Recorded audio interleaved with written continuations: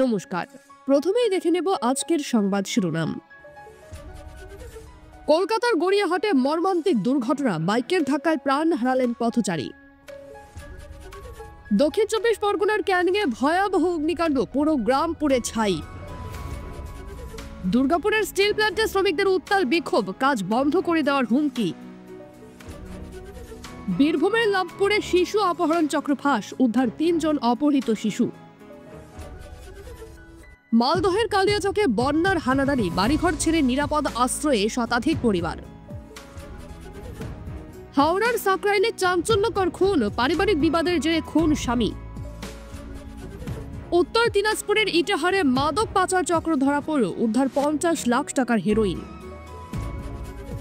নদিয়ার রানাঘাটে ট্রেনে কাটা পড়ে ২ যুবকের মৃত্যু, রহস্য ঘিরে এলাকায় চাঞ্চল্য। পুরুলিয়ার বলরামপুরে অজগর সাপের আতঙ্ক, ১২ ফুট লম্বা সাপ উদ্ধার করল বন দফতর। আলিপুরদুয়ারের ফালাকাটায় ভূমি ধসে ধ্বংসস্তূপে চাপা পড়ল ৫টি বাড়ি, উদ্ধার কাজ চলছে। প্রতিদিন সঠিক খবর নিয়মিত শোনার জন্য সাবস্ক্রাইব করুন কলকাতা পত্রিকা চ্যানেলটিকে। আসছি বিস্তারিত খবরে। ফের কলকাতায় বিধ্বংসী আগুন, ভর সন্ধ্যায় দাউ দাউ করে জ্বলল গড়িয়াহাটের পাশে কাকুলিয়া বস্তি। ঘটনাস্থলে দমকলের ৬টি ইঞ্জিন। ঘটনাস্থলে এসেছেন কলকাতার মেয়র তথা পুরমন্ত্রী ফিরহাদ হাকিম। তিনি জানান, মুখ্যমন্ত্রীর নির্দেশে আমি এসেছি। আগুনে ৮টা ঘর পুড়ে গিয়েছে, পুরসভার ঘর বানিয়ে দেবে। প্রতিটা বাড়ি থেকে গ্যাস সিলিন্ডার বার করে রাস্তায় রাখা হয়েছে। চলতি মাসে একাধিক ভয়ানক অগ্নিকাণ্ডের সাক্ষী থেকেছে শহর কলকাতা। আগুন লাগে ইএম বাইপাসের ধারে কালিকাপুর ঝুপড়িতে। খবর পেয়ে ঘটনাস্থলে পৌঁছয় দমকলের ৫টি ইঞ্জিন। প্রায় ১ ঘন্টার চেষ্টায় নিয়ন্ত্রণে আসে আগুন, যদিও ততক্ষণে পুড়ে ছাই হয়ে গিয়েছে ঘরগুলি। তবে কেউ হতাহত হননি। ঝুপড়ির পাশেই রয়েছে একটি বহুতল রেস্তোরাঁ এবং বেশ কিছু দোকান, সেখানে আগুন ছড়ায়নি। নভেম্বরে আগুন লাগে দক্ষিণ কলকাতার প্রিন্স আনোয়ার শাহ রোডের লর্ডস মোড়ের কাছে একটি বাজারে। লর্ডস মোড়ের পেছনের দিকে একটি বাজার রয়েছে, সেখান থেকেই দুপুরে কালো ধোঁয়া বার হতে দেখা যায়। ঝুপড়ি এলাকায় দ্রুত আগুন ছড়িয়ে পড়ে। দমকলের ১৬টি ইঞ্জিনের চেষ্টায় আগুন নিয়ন্ত্রণে আনা সম্ভব হয়। প্রিয় দর্শক, আপনি কোন জেলা থেকে আমাদের খবরটি শুনছেন দয়া করে কমেন্ট করে জানাবেন। আর যদি খবরটি আপনাদের ভালো লেগে থাকে তাহলে অবশ্যই একটা লাইক দিন এবং আমাদের সাপোর্ট করুন। ধন্যবাদ। আলুর দাম কোনোভাবেই ৩০ টাকার উপরে যাবে না। নবান্ন থেকে নিষেধাজ্ঞা জারি করে স্পষ্ট জানিয়ে দেওয়া হলো, নিষেধাজ্ঞার পরেও যদি কেউ আলু রফতানি করে তাহলে সেক্ষেত্রে আইন অনুযায়ী কড়া পদক্ষেপ নেওয়া হবে। নবান্ন সূত্রে খবর, শুক্রবার নবান্নের বৈঠকে এমনটাই জানিয়েছেন মুখ্য সচিব। আলু পেঁয়াজের অগ্নিমূল্য নিয়ন্ত্রণে আনতে রফতানি নিয়ে এবার বড় নির্দেশ দিয়েছে রাজ্য সরকার। স্পষ্ট জানিয়ে দেওয়া হয়েছে, নতুন আলু বাজারে আসার আগে পর্যন্ত অন্য রাজ্যে আলু রফতানি করা যাবে না।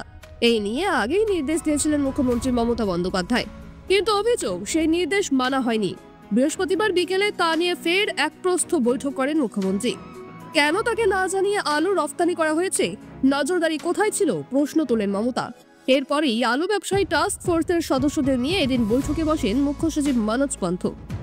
মুখ্য সচিব বৈঠকে সাফ জানান, রাজ্যের বাইরে আপাতত আলু যাবে না। বৈঠকে রাজ্যের অবস্থান স্পষ্ট করে দিয়ে মনোজ পন্থ এদিন আলু ব্যবসায়ীদের ভূমিকায় ক্ষোভ প্রকাশ মুখ্য সচিবের। যতক্ষণ না পর্যন্ত রাজ্যে আলুর চাহিদা মিটছে, আলু রাজ্যের বাইরে যাবে না। স্কুলের সামনে আচমকা বিস্ফোরণের জখম হলো ২ খুদে পড়ুয়া। শুক্রবার দুপুরে ওই ঘটনায় চাঞ্চল্য উত্তর চব্বিশ পরগনার বনগাঁ থানা এলাকার খড়ুয়া রাজাপুর হাই স্কুলে এবং সংলগ্ন এলাকায়। খবর পেয়ে ঘটনাস্থলে যায় পুলিশ। স্থানীয় সূত্রে খবর, বনগাঁর ওই স্কুলে টিফিনের সময় পড়ুয়ারা খেলছিল।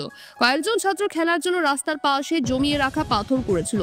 তখনই ২ পড়ুয়ার চোখ যায় দুদিকে ইলেকট্রিক তার দেওয়া কালি পটকার মতো একটি জিনিসে। তারা হাতে নিয়ে একবার দেখে, আবার ওই জিনিসটি পাথরের উপর রেখেও দেয়। তখনই বিকট শব্দ করে ফেটে যায় জিনিসটি। বিস্ফোরণে শিবা রায় এবং সায়ন চক্রবর্তী নামে ৫ম শ্রেণীর ২ পড়ুয়া আহত হয়। বিস্ফোরণের শব্দ শুনে স্থানীয়রা অকুস্থলে হাজির হয়ে দেখেন ২ নাবালক যন্ত্রণায় ছটফট করছে। দৌড়ে আসেন স্কুলের শিক্ষক এবং অশিক্ষক কর্মীরা। তারা ২ ছাত্রকে উদ্ধার করে হাসপাতালে নিয়ে যান। খবর দেওয়া হয় পুলিশে। আহত পড়ুয়াদের মধ্যে শিবা বলে, খেলার জন্য পাথর করেছিলাম, তখন কালী পটকার মতো দেখতে একটা জিনিস দেখতে পাই। আমি হাতে নিয়ে বলি, এটা কি বলতো, দেখাতে হবে। তারপর ওটা রেখেও দিয়েছিলাম আবার পাথরে, কিন্তু সেটাই হঠাৎ ফেটে যায়। ওটা কি ছিল জানি না। তারপর আমাদের হাসপাতালে নিয়ে আসা হয়। স্কুল কর্তৃপক্ষ সূত্রের খবর, শিবা বেশি আহত হয়েছে, তার 3টি আঙুল ক্ষতিগ্রস্ত হয়েছে। বিস্ফোরণ স্থলে গিয়েছে পুলিশ, তবে কি থেকে এই বিস্ফোরণ হলো তা এখনো জানা যায়নি। এক পুলিশ আধিকারিক বলেন, তদন্ত চলছে। অন্যদিকে স্কুলের সামনে এমন একটি ঘটনায় চাঞ্চল্য ছড়িয়েছে এলাকায়, আতঙ্কিত অভিভাবকেরা। প্রেমের সম্পর্কের ফাঁদে ফেলে এক নাবালিকাকে গণধর্ষণের অভিযোগ উঠল এক নাবালকের এবং তার বন্ধুদের বিরুদ্ধে। চাঞ্চল্যকারী এই ঘটনাটি ঘটেছে উত্তর 24 পরগনার অশোকনগরে। ইতিমধ্যে এই ঘটনায় ওই নাবালক সহ অভিযুক্ত 3 জনকে গ্রেফতার করেছে পুলিশ। বৃহস্পতিবার গভীর রাতে এই ঘটনায় রীতিমতো চাঞ্চল্য ছড়িয়েছে এলাকায়। স্থানীয়দের অভিযোগ, যে জায়গায় এই ঘটনা ঘটেছে সেখান থেকে মাত্র 30 মিটার দূরে ওই অঞ্চলের কাউন্সিলরের বাড়ি। পুলিশ সূত্রে খবর, অশোকনগরেরই বাসিন্দা ওই নাবালিকার সঙ্গে প্রেমের সম্পর্ক ছিল ওই নাবালকের। সে নিজেও অশোকনগরের এলাকারই বাসিন্দা। অভিযোগ, বৃহস্পতিবার গভীর রাতে ওই নাবালিকাকে এলাকারই এক স্কুলের পেছনে নিয়ে যায় ওই নাবালক। সেখানে ওই নাবালিকাকে প্রথমে মদ্যপান করায় তার প্রেমিক। এরপরেই অভিযুক্ত ওই নাবালক তার আরও 2 বন্ধুকে ঘটনাস্থলে ডেকে নেয়। অভিযোগ, 3 জন মিলে ওই নাবালিকাকে গণধর্ষণ করে। ঘটনার পর কোনো ক্রমে পালিয়ে বাড়িতে গিয়ে সব জানায় নির্যাতিতা। শুক্রবার দুপুরে অশোকনগর থানায় অভিযোগ জানায় নাবালিকার পরিবার। 6 ঘন্টার মধ্যেই ওই নাবালক এবং তার সঙ্গী 2 যুবককে গ্রেফতার করে অশোকনগর থানার পুলিশ। গ্রেফতারের পরে এসডিপিও হাবড়া, সিআই হাবড়া, আইসি হাবড়া এবং অশোকনগর থানার ভারপ্রাপ্ত আধিকারিক চিন্তামণি নস্করের উপস্থিতিতে অভিযুক্তদের ঘটনাস্থলে নিয়ে যাওয়া হয়। ঘটনাস্থল থেকে নমুনাও সংগ্রহ করা হয়। স্থানীয় বাসিন্দাদের অভিযোগ, যে জায়গায় এই গণধর্ষণের ঘটনা ঘটেছে সেখানে কোনো আলো নেই। এলাকার কাউন্সিলরও স্বীকার করে নিয়েছেন, স্কুল ক্যাম্পাসে আলোর ব্যবস্থা থাকলে সম্ভবত এই ধরনের ঘটনা ঘটত না। এবার পশ্চিম বর্ধমানের কাকসা থানার আইসি পার্থ ঘোষকে কম্পালসারি ওয়েটিংয়ে পাঠানো হলো। শুক্রবার এই মর্মে নবান্ন থেকে একটি নির্দেশ দেওয়া হয়েছে। নির্দেশিকায় বলা হয়েছে, শনিবার পার্থকে রিপোর্ট করতে হবে ভবানী ভবনে। মুখ্যমন্ত্রী মমতা বন্দ্যোপাধ্যায়ের বার্তার পর এর আগে আসানসোল দুর্গাপুর পুলিশ কমিশনারেটের বারাবণী থানার সাব ইন্সপেক্টর মনোরঞ্জন মণ্ডলের বিরুদ্ধে পদক্ষেপ করে পুলিশ। এবার কর্তব্যে গাফিলতির অভিযোগে পদক্ষেপ করা হলো আর এক পুলিশ আধিকারিকের বিরুদ্ধে। বৃহস্পতিবার নবান্নে পুলিশের নিচু তলার একাংশের বিরুদ্ধে কর্তব্যে গাফিলতির অভিযোগ করেন মুখ্যমন্ত্রী তথা রাজ্যের পুলিশ মন্ত্রী মমতা। তিনি জানান, টাকার বিনিময়ে কয়লা এবং বালি পাচারের মতো অবৈধ কারবারে সাহায্য করছে কেন্দ্রীয় বাহিনী এবং পুলিশের নিচু তলার একটি অংশ। তার কথায়, সিআইএসএফ এর একাংশ বা পুলিশের একাংশ টাকা খেয়ে চুরি করবে, এটা আমি হতে দেব না, মুখ্যমন্ত্রীর অভিযোগ। এবং এই মন্তব্যের পরেই পুলিশ এবং প্রশাসনিক মহলে তৎপরতা শুরু হয়। পুলিশ সূত্রে খবর, নির্দিষ্ট অভিযোগের ভিত্তিতে বেশ কয়েকজন আধিকারিকের বিরুদ্ধে বিভাগীয় তদন্ত শুরু হয়। তার শুরুটা হয়েছে বারাবণী থানার এসআইকে নিয়ে। অতিরিক্ত ডিজি এবং আইজিপি অর্থাৎ আইন শৃঙ্খলা এবং আইজির হেডকোয়ার্টার সই সম্বলিত নির্দেশিকায় বলা হয়েছিল, কাকসা থানার আইসিকে অবিলম্বে কলকাতার ভবানী ভবনে রিপোর্ট করার জন্য। পাশাপাশি মনোরঞ্জনের গত 19 নভেম্বর অন্ডাল থানায় বদলের যে বিজ্ঞপ্তি জারি করা হয়েছিল তা বাতিল করা হয়। পুলিশের একটি সূত্রের খবর, বালি এবং কয়লা পাচার নিয়ে মুখ্যমন্ত্রীর কড়া মন্তব্যের পর অতি সক্রিয় সিআইডি এবং এসটিএফ রাজ্যের বেশ কয়েকটি জায়গায় ইতিমধ্যে অভিযান শুরু করেছে তারা। লোহা পাচারের অভিযোগে দুর্গাপুরে তৃণমূলের 2 নেতাকে গ্রেফতার করেছে পুলিশ। তাদের মধ্যে একজন স্থানীয় ব্লক সহ সভাপতি এবং অন্যজন ওই ব্লকেরই প্রাক্তন সাধারণ সম্পাদক। অন্যদিকে রাজ্য গোয়েন্দা দফতরের রদ বদলের কথা জানিয়েছিল মুখ্যমন্ত্রী। সেই সঙ্গে রাজ্য পুলিশের স্পেশাল টাস্ক ফোর্স এবং অ্যান্টি করাপশন ব্যুরোকে আরও শক্তিশালী করানোর নির্দেশ দেন মমতা। গৃহবধূর মৃতদেহ হাসপাতালে ফেলে পলাতক শ্বশুর বাড়ির লোকজন। ঘটনাকে ঘিরে ব্যাপক চাঞ্চল্য মুর্শিদাবাদের জলঙ্গিতে। পুলিশের তদন্তে উঠে এলো বিস্ফোরক অভিযোগ। গৃহবধূকে খুনের অভিযোগ উঠল শ্বশুর বাড়ির বিরুদ্ধে। পুলিশ জানিয়েছে, মৃত গৃহবধূর নাম ইব্রিজা খাতুন, বয়স 25 বছর, বাড়ি জলঙ্গির কীর্তনিয়াপাড়া এলাকায়। মৃতের পরিবারের বক্তব্য অনুযায়ী 11 বছর আগে পাশের গ্রামের মোশাররফ মণ্ডলের সঙ্গে বিয়ে হয় ইব্রিজার। অভিযোগ, বিয়ের পর থেকে একাধিক কারণে নির্যাতনের শিকার হতেন ইব্রিজা, কিন্তু তার বাবা জানান, মেয়ে নিজেই পরিস্থিতি সামাল দিতেন। 2 সন্তান হয়ে যাওয়ার পরও শারীরিক ও মানসিক অত্যাচার একইভাবে চলতে থাকে। বৃহস্পতিবার হঠাৎ ইব্রিজাকে বাবার বাড়িতে হাসপাতালের তরফ থেকে ফোন যায়। তখনই তারা জানতে পারেন তাদের মেয়ের মৃত্যু হয়েছে। হাসপাতালের তরফ থেকে খবর দেওয়া হয় থানায়। খবর পেয়ে ঘটনাস্থলে পৌঁছায় পুলিশ। মৃতদেহ উদ্ধার করে ময়না তদন্তের জন্য পাঠানো হয়। থানায় খুনের অভিযোগ দায়ের করেছে ইব্রিজার পরিবার। অভিযোগের ভিত্তিতে ঘটনার তদন্ত শুরু করেছে পুলিশ। ট্রেনের কামরায় বিশেষভাবে সক্ষম তবলাবাদকের খুন ঘিরে রহস্য ঘনীভূত। হাওড়া স্টেশনের ডাউন কাটিহার এক্সপ্রেসের কামরা থেকে উদ্ধার হয় রক্তাক্ত দেহ। খোয়া গেছে নিহতর ক্যামেরা, মোবাইল ফোন এবং অন্যান্য জিনিসপত্র। প্রশ্ন উঠছে, তাহলে লুঠের উদ্দেশ্যে কি খুন? যৌথ তদন্তে সিআইডি, হাওড়া জিআরপি। ট্রেনের কামরা পরীক্ষা করতে যাচ্ছে ফরেনসিক দল। এদিকে চলন্ত ট্রেনের মধ্যে যাত্রী খুনের প্রতিবাদে হাওড়া স্টেশনের বাইরে ডিআরএম বিল্ডিং এর কাছে তৃণমূল কংগ্রেসের বিক্ষোভ দেখায়। মৃতের নামে সৌমিত্র চট্টোপাধ্যায়, বয়স 61 বছর। বিশেষভাবে সক্ষম ওই ব্যক্তি পেশায় ছিলেন তবলাবাদক। বাড়ি হাওড়ার বালির নিশ্চিন্দা ঘোষপাড়ায়। পরিবারের দাবি, প্রায় বিহারের কাটিহারে যেতেন তিনি। কাটিহার রামকৃষ্ণ মিশনে 12 বছর তবলার শিক্ষক ছিলেন। সোমবার ডাউন কাটিহার এক্সপ্রেসে ওঠেন বাড়ি ফেরার জন্য। মঙ্গলবার ট্রেন হাওড়ায় পৌঁছলে কামরা থেকে তার রক্তাক্ত দেহ উদ্ধার হয়। নিহতের স্ত্রী জানিয়েছেন, ব্যাগে ছিল এটিএম কার্ড, আধার কার্ড, ব্যাংকের পাসবই। কারোর সঙ্গে কোনোদিন কোনো ঝামেলা অশান্তি ছিল না। কাটিহারে জন্ম, ওখানেই সবকিছু। প্রত্যেক মাসে যখনই আসে বলে যে জিআরপি থাকে।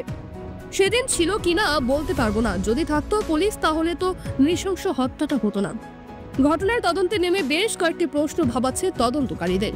বিশেষভাবে সক্ষম ও বয়স্ক ওই ব্যক্তির লোয়ার বার্থে যাতায়াত করার কথা, তিনি কেন আপার বার্থে গেলেন? তাহলে কি অন্য কোথাও খুন করে ওই বার্থে তুলে দেওয়া হয়েছে? কামরার মধ্যে খুন হলেও কেউ কিছু জানতে পারল না কেন? ঘটনায় রেলের নিরাপত্তা নিয়ে প্রশ্ন তুলেছে নিহতের পরিবার। শতপ্রণোদিত খুনের মামলা রুজু করে তদন্ত শুরু করেছে হাওড়া জিআরপি। তদন্তকারীরা জানতে পেরেছেন, সবসময় ওই ট্রেনের শেষ কামরায় যাতায়াত করতেন তবলাবাদক। এ প্রেক্ষিতে তদন্তকারীরা জানতে চাইছেন, আততায়ী কোনো স্টেশন থেকে ট্রেনে উঠেছিলেন? তিনি কি মৃতের পূর্ব পরিচিত ছিলেন? তিনি কি জানতেন ওই ট্রেনের শেষ কামরায় যাতায়াত করেন শিল্পী? কসবায় তৃণমূল কাউন্সিলরের উপর খুনের চেষ্টা, বিহার থেকে গ্রেফতার ষড়যন্ত্রের মূল সূত্রধর ফুলবাবু। কসবায় তৃণমূল কাউন্সিলর সুশান্ত ঘোষকে খুনের চেষ্টায় ঘটনার চাঞ্চল্যকর মোড়। কলকাতা পুলিশ বিহারের সমস্তিপুর থেকে মোহাম্মদ ফুলবাবুকে গ্রেফতার করেছে। এ নিয়ে ধৃতের সংখ্যা বেড়ে দাঁড়ালো 4। তদন্তে উঠে এসেছে, কসবা কাণ্ডের মূল ষড়যন্ত্রকারী গুলজারের ঘনিষ্ঠ সহযোগী ছিলেন ফুলবাবু। গুলজারের পরিকল্পনা বাস্তবায়িত করতে বিহার থেকে অস্ত্র সংগ্রহ ও শুটার ভাড়া করার কাজে সরাসরি যুক্ত ছিলেন তিনি। কলকাতা পুলিশের বিশেষ টিম ফুলবাবুর অবস্থান জানতে পেরে বিহারে অভিযান চালিয়ে সমস্তিপুরের আধারপুর চাঁদনিজাম গ্রাম থেকে তাকে গ্রেফতার করে। অভিযুক্তকে ট্রানজিট রিমান্ডে কলকাতায় আনার জন্য আদালতে আবেদন জানানো হয়েছে। প্রসঙ্গত, 15 নভেম্বর সুশান্ত ঘোষকে লক্ষ্য করে গুলি চালানোর চেষ্টার পর থেকেই পুলিশের তদন্তে গুলজার সহ একাধিক নাম উঠে আসে। ধৃতদের জেরা করে জানা যায়, এই পরিকল্পনার সঙ্গে আরো অনেকে যুক্ত। পুলিশের কাছে এখনো অস্ত্রের পুরো চক্রের তথ্য অজানা। বিহারে ফের অভিযান চালানোর প্রস্তুতি নিচ্ছে তদন্তকারী দল। নতুন ইনটেক ওয়েল চালু হবে, সেই কারণে দুদিন ধরে পানীয় জল পরিষেবা বন্ধ শিলিগুড়ি শহরে। চলতি সপ্তাহে এ নিয়ে বিজ্ঞপ্তি জারি করেছিল শিলিগুড়ি পুর নিগম। শুক্র ও শনিবার জল সরবরাহ বন্ধ থাকায় সমস্যা হবে না বলেই দাবি করেছিলেন শিলিগুড়ির মেয়র গৌতম দেব। তিনি জানান, বিকল্প ব্যবস্থা করে তবেই জল বন্ধ করা হবে। তা সত্ত্বেও অবশ্য পুর নিগমের তরফে বাসিন্দাদের কাছে অসুবিধার জন্য ক্ষমা চেয়ে নেওয়া হয়েছে। শিলিগুড়ি পুর নিগমের 47টি ওয়ার্ডেই কম বেশি জল কষ্ট হয়েছে। একটি মাত্র ইনটেক ওয়েলে পলিমাটি জমে গেলেই জল পরিষেবা ব্যাহত হতো। এমনকি উৎসবের মরশুমে পানীয় জলের সমস্যা হয়েছিল। তা শুনে বেজায় ক্ষোভ প্রকাশ করেছিলেন রাজ্যের মুখ্যমন্ত্রী মমতা বন্দ্যোপাধ্যায়। তারপরই 6 কোটি 90 লক্ষ টাকা ব্যয়ে নতুন ইনটেক ওয়েল তৈরি করা শুরু করে পুর নিগম। সম্প্রতি পাহাড় সফরে এসে মুখ্যমন্ত্রী দার্জিলিং থেকে ভার্চুয়ালি এই ইনটেক ওয়েলের উদ্বোধন করেন। এবার এই ওয়েল চালু করতে চলেছে পুর নিগম, আর সেই কারণে শুক্রবার ও শনিবার জল পরিষেবা বন্ধ রাখা হচ্ছে শিলিগুড়ি শহরে। বিকল্প হিসেবে শিলিগুড়ি পুর নিগম 35টি জলের ট্যাঙ্ক বিভিন্ন ওয়ার্ডে পাঠিয়ে দেবে। প্রায় 1 লক্ষ জলের পাউচের ব্যবস্থা করা হয়েছে। সহযোগিতার জন্য জনস্বাস্থ্য কারিগরি দফতরকে বলা হয়েছে।